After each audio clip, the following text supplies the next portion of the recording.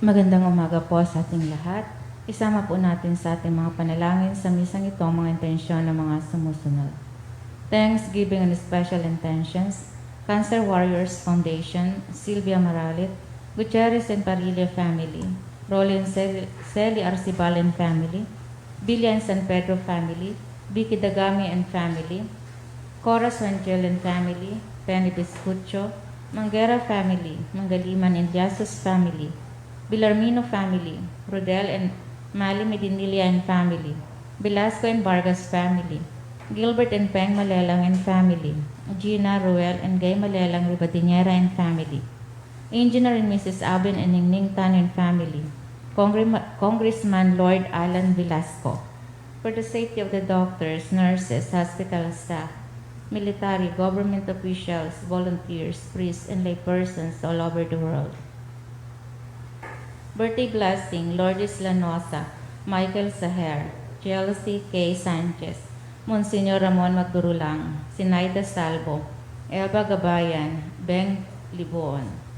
Healing for Dennis Simanya, Rosemary Olivar, John Magturo, Father Ted Calao, Maribel Isaac, John San Pedro, Joseph Wilfredo Sibiliano, Monchito Kendosa, Maria Georgina Chua Reyes, Francis Anthony Batong, Therese V. Rigor, Elena Alcantara, Jopila Kendosa, Erwin Chua Reyes, and Edil Sahar. For eternal repose of Loretta and Luciano Gutierrez, Pedro Malabanan Jr., and Brother Dindo Maralit, FSC.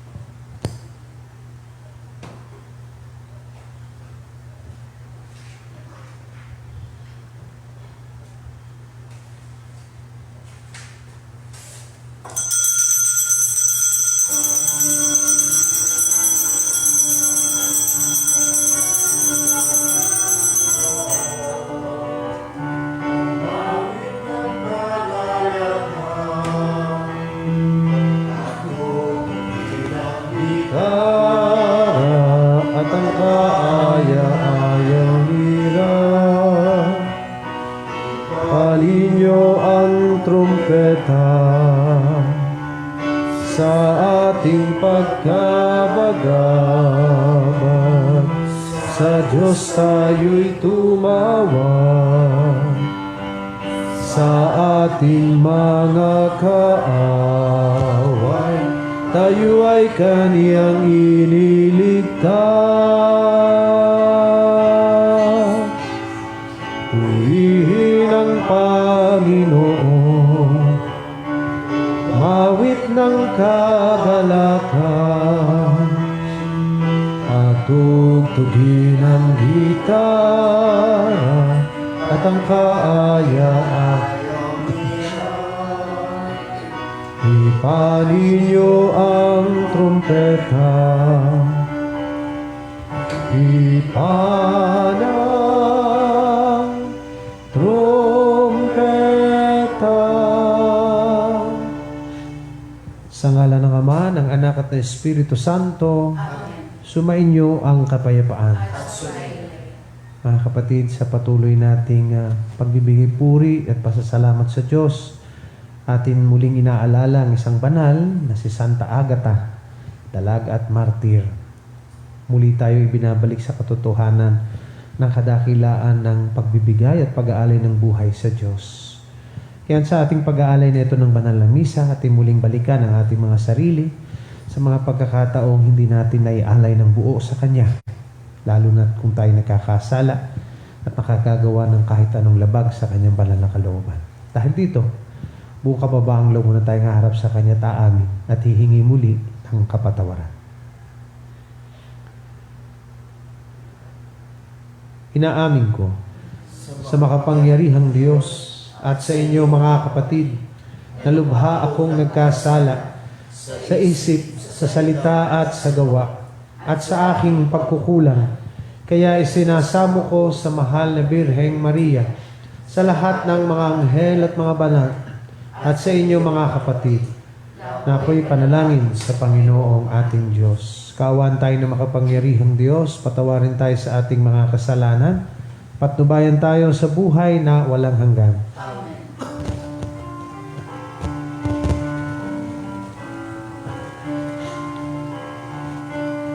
Panginoon, maawa ka. Panginoon, maawa ka. Kristo, maawa ka. Kristo, maawa ka sa amin.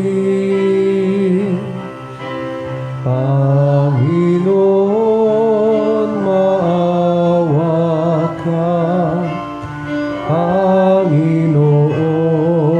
maawa ka. Manalangin tayo. Ama naming makapangyarihan, ang dalaga at martir na si Santa Agata ay manikluhod nawa sa inyo para kami inyong patawarin dahil siya ay inyong kinalulugdan kailanman bilang matatag na martir at matapat hanggang kamatayan. Sa aming Panginoong Kristo kasama ng Espiritu Santo magpasawalang hanggan.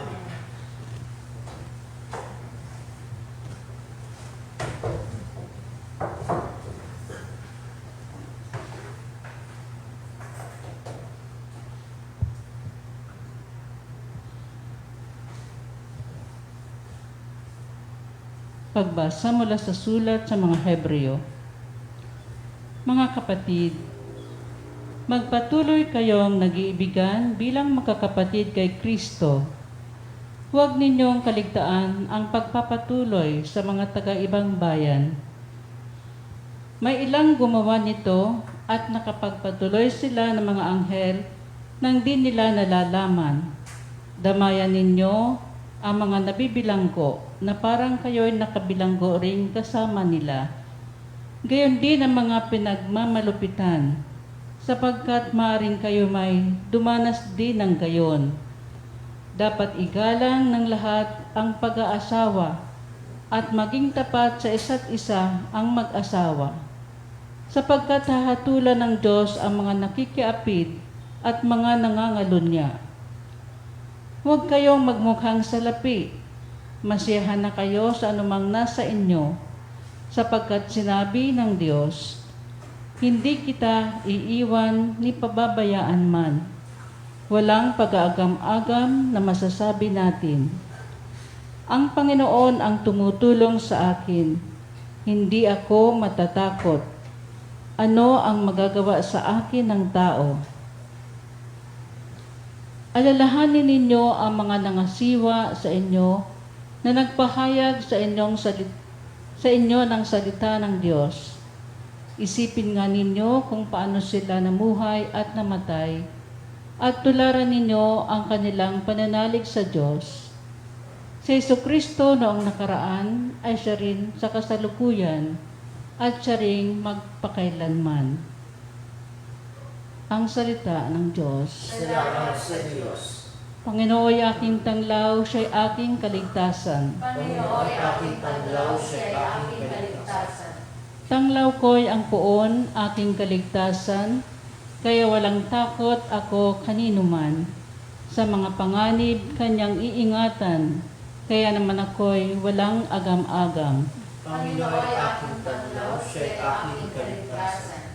Kahit sa lakayan ako ng kaaway, magtitiwala rin ako sa may kapal. Panginoon, aking tanglaw, siya'y aking kaligtasan. Iingatan ako kapag may bagabag, sa banal na templo'y iingatang ligtas. Itataas niya sa batong matatag. Panginoon, aking tanglaw, siya'y aking kaligtasan. Ang paanyaya mo'y lumapit sa akin. Huwag kang magkukublit, kita'y hahanapin. Huwag kang magagalit, huwag mong itatakwil. Akong katulong mo at iyong alipin. Panginoon, aking tanglaw, siya'y aking kaligtasan. Magsitayo.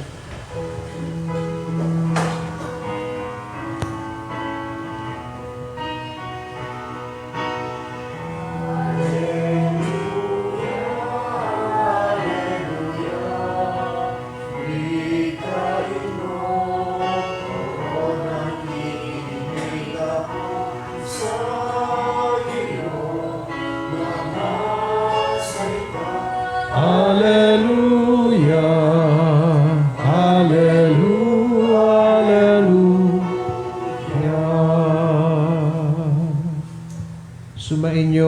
Panginoon. at sumainyo.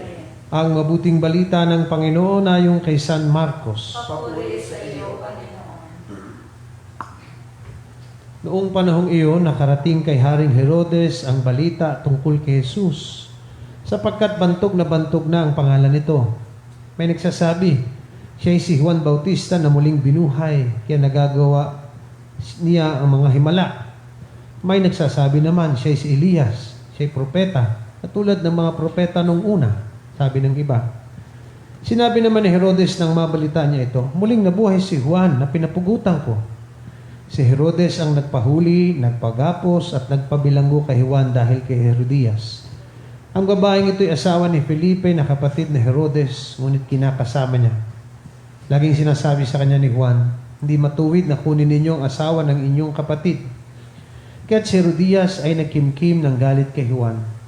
Hinangad niyang ipapatay ito, ngunit hindi niya magawa sapagkat natatakot si Herodes kay Juan.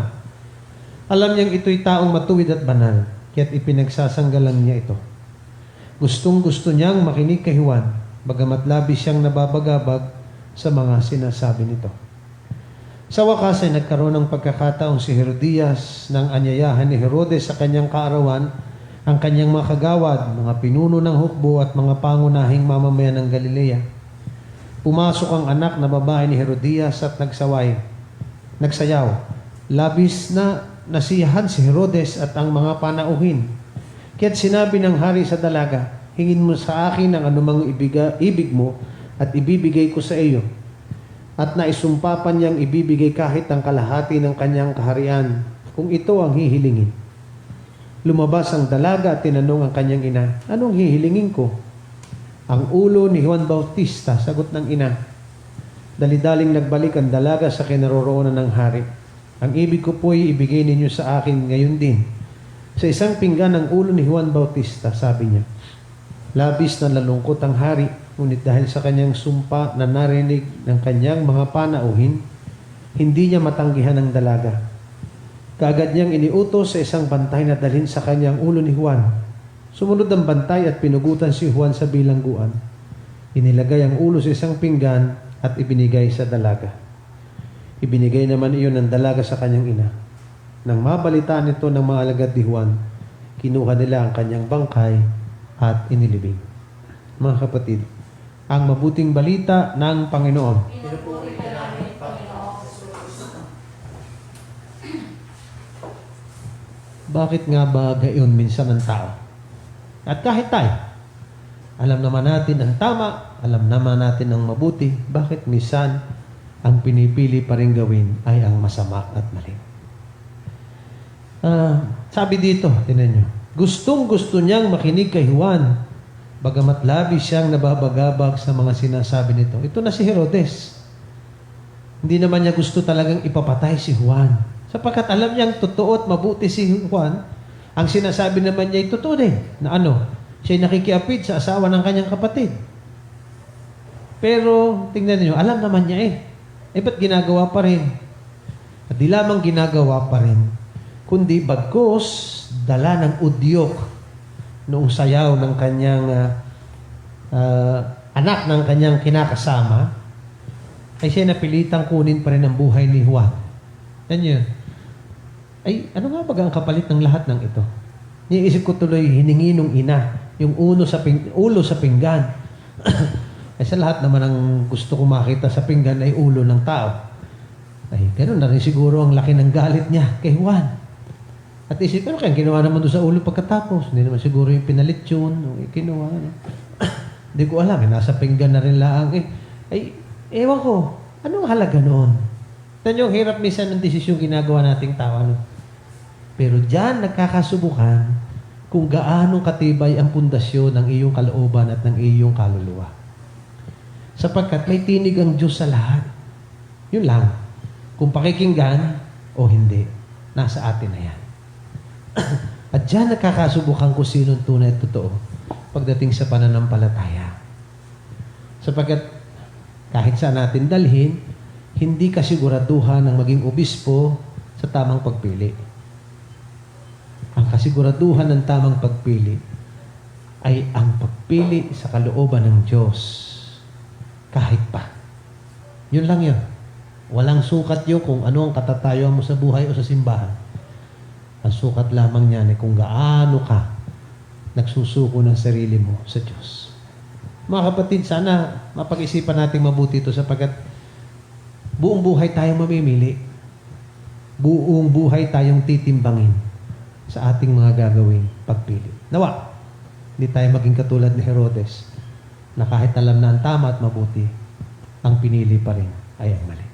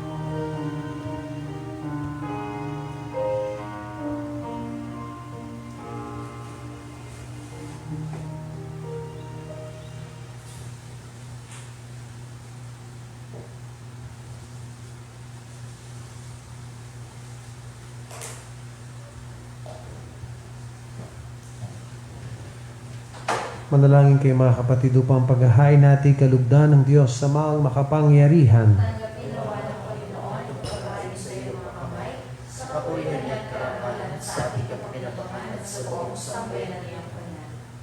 Ama naming lumikha, pakabanalin niyo po at basbasan ang mga alay na nakahanda upang paalabin ito ang aming diwa sa ningas ng pag-ibig ninyo na nagdulot ng tagumpay sa pagpapakasakit ni Santa Agata sa pamamagitan rin ni Jesucristo kasama ng Espiritu Santo, magpasa walang hanggan. Amen.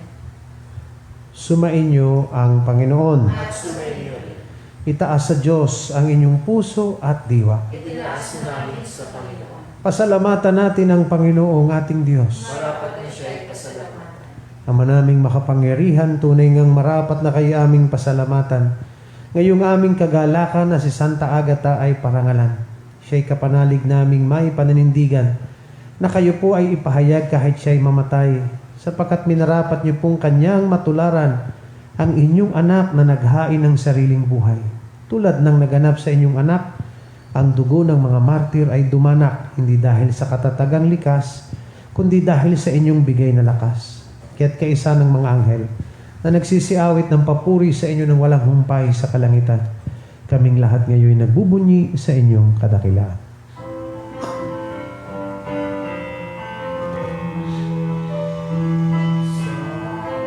Santo, Santo, Panginoong Diyos na makapangyarihan, pupuno ang langit at lupa ng kalwalhatian mo. Hosana, Hosana sa kaitaasan, pinagpala ang naparirito sa ngalan ng Panginoon. Hosana, Hosana sa kaitaasan.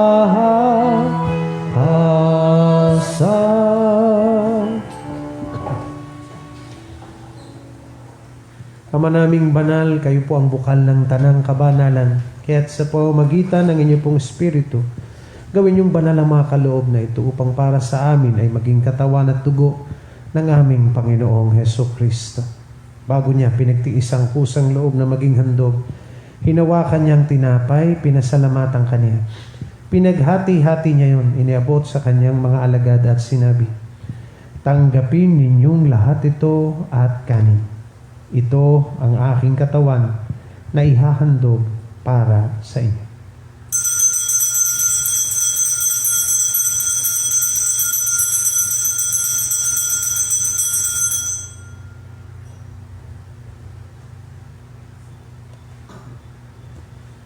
Gayon din naman noong matapos ang hapunan, hinawakan niya ang kalis, muli kanyang pinasalamatan.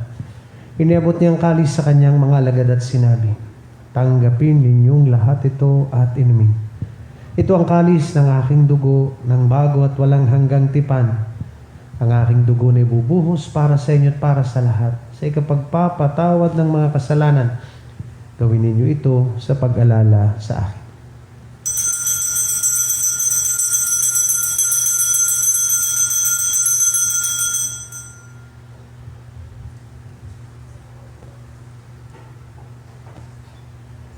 Ipagbunyi natin ang misteryo ng ating pananampalataya. Si Kristo'y namatay, si Kristo'y nabuhay, si Kristo'y babalik sa wakas ng panahon. Ama, ginagawa po namin ngayon ang pag-alala sa pagkamatay at muling pagkabuhay ng inyong pong anak. Kaya't iniaalay namin sa inyo ang tinapay na nagbibigay buhay at ang kalis na nagkakaloob ng kaligtasan. Kami po ay nagpapasalamat dahil kami inyong minarapat na tumayo sa harap ninyo para maglingkod sa inyo. Isinasamo po namin kaming magsasalo-salo sa katawan at dugo ni Kristo ay mabuklod sa pagkakaisa sa pamamagitan ng Espiritu Santo. Ama, lingapin niyo po ang inyong simbahang laganap sa buong daigdig. Puspusin niyo po kami sa pag-ibig kay isa ni Francisco na aming Papa, ng lahat ng mga obispo at ng tanang kaparian. Alalahanin din po ninyo mga kapatid naming nahimlay na may pag-asa na sila'y muling mabubuhay, gayon din ang lahat ng mga pumanaw. Kaawaan niyo po sila at patuloyin sa inyong kaliwanagan. Kaawaan niyo po at pagindapatin kaming lahat na makasalo sa inyong buhay na walang wakas. Kaisa ng mahal na Birheng Maria na ina ng Diyos, ni San Jose na kanyang banal na esposo, kaisa ng mga apostol at ng lahat ng mga banal, na namuhay dito sa daigdig ng kalugod-lugod sa inyo, may pagdiwang naman namin ang pagpupuri sa ikararangal ninyo, sa pamamagitan na rin ng inyong anak na aming Panginoong Hesus Kristo. Sa pamamagitan ni Kristo, kasama niya at sa Kanya, ang lahat ng parangal at papuri ay sa inyo, Diyos amang makapangyarihan, kasama ng Espiritu Santo, magpasa walang hanggan. Sa tagubilin ng mga nakagagaling na utos at turo ni Jesus na Panginoon natin at Diyos, ipahayag nating lahat ngayon ng buong lakas loob.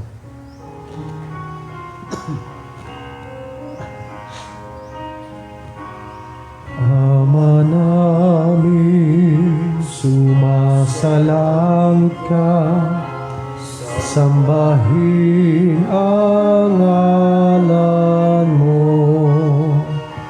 mapasa amin ang kaharian mo, sundin ang loob mo, dito sa lupa para ng sa langit.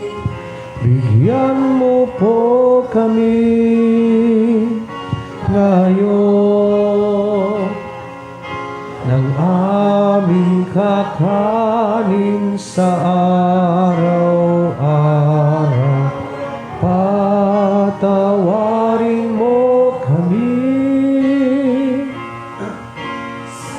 aming mga sala, para ng pagpapatawad namin sa nagkakasala sa amin. At huwag mo kaming ipahintulot sa tukso, at iadya mo kami sa lahat ng masama.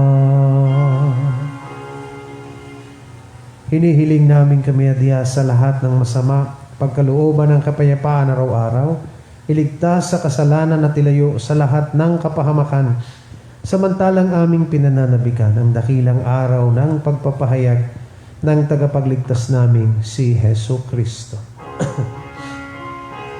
Sapagkat sa iyo ang kaharian, kapangyarihan at kapurihan, ngayon at magpakailanman, ngayon at magpakailanman. Panginoong Kristo, sinabi niyo po sa inyong mga apostol, kapayapaan ang iniiwan ko sa inyo. Ang aking kapayapaan ang ibinibigay ko sa inyo. Tunghayan niyo po ang aming pananampalataya at huwag ang aming mga pagkakasala.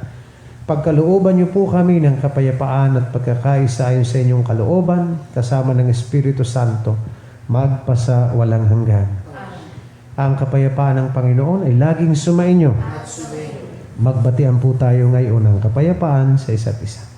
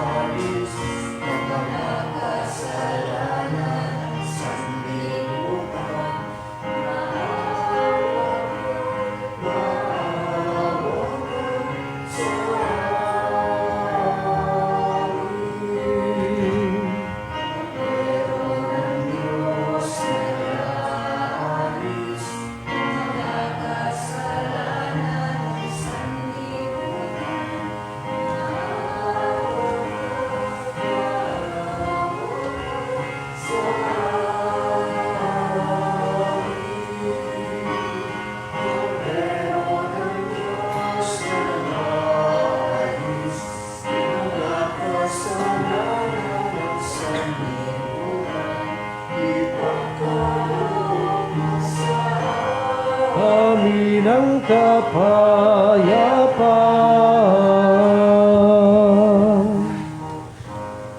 Mga kapatid, ito ang kordero ng Diyos na siyang nag-aalis ng lahat ng ating mga kasalanan.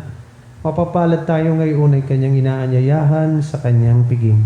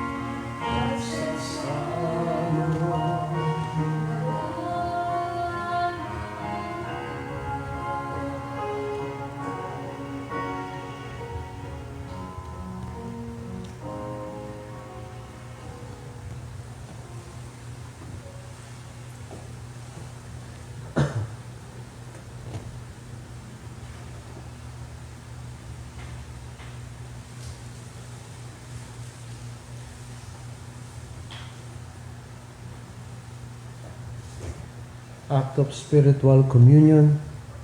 My Jesus, I believe that you are present in the most holy sacrament. I love you above all things, and I desire to receive you into my soul. Since I cannot at this moment receive you sacramentally, come at least spiritually into my heart. I embrace you as if you were already there, and unite myself wholly to you. Never permit me to be separated from you. Amen.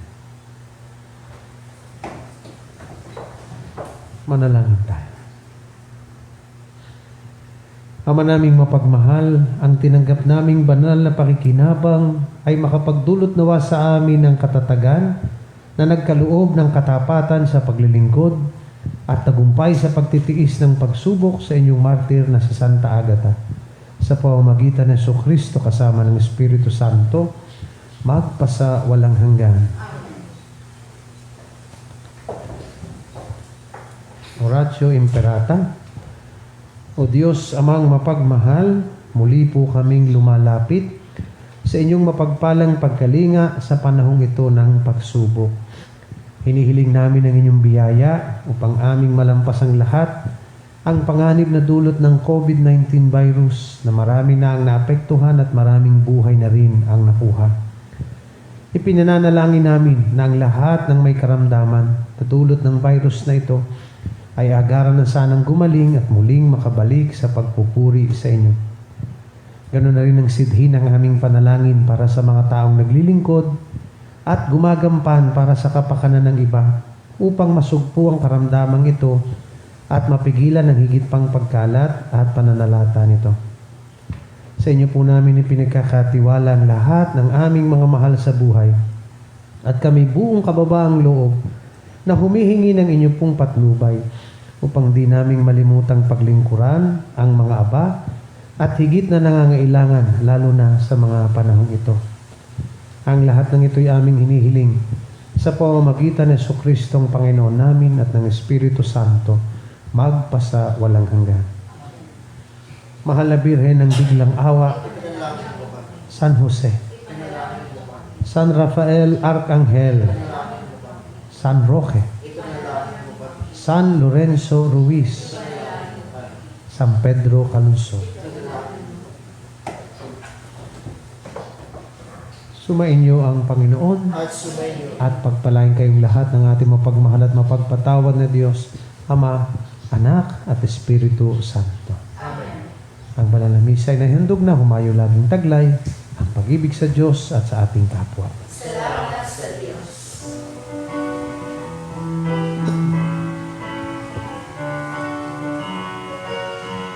Pasalamat kayo sa Panginoon. Siyang naglaman ng lahat ng bagay dito sa